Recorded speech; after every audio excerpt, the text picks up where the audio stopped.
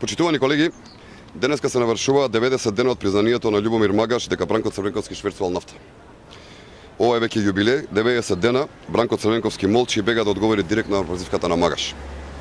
Замислете, 3 месеци поранешниот премиер Црвенковски молчи за признание за шверц на нафта.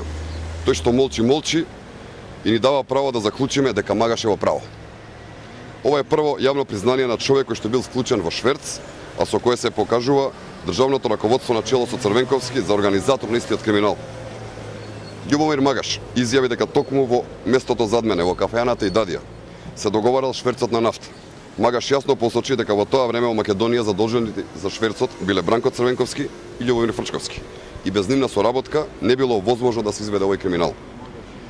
Ако за Бранко Црвенковски Магаш е случаен криминалец, фактот дека во време на Црвенковски на големо се шверцувало на нафта го потврдија неговите коалициони партнери Стојан Андов и Љупчо Георгиевски. Уште очекуваме коментари од Црвенковски дали Андов и Георгиевски се криминалци или тие ја говорат вистината. Тие, исто како Магаш, тврдат дека во времето на Црвенковски се шверцувало нафта. Згора на тоа Андов истакна дека во Македонија во 90-тите од меѓународниот фактор и се заканувале со санкции доколку не се прекрати со овој криминал. Ниту единствен човек не одговараше за шверцот на нафта во времето на Црвенковски. Тоа е така зашто шверцот го правеше тогашната власт на СДСМ.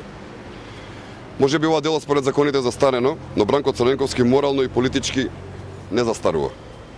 Бранко Црвенковски мора да одговара затоа што некој се богател во негово време и тоа шверцувајќи нафта.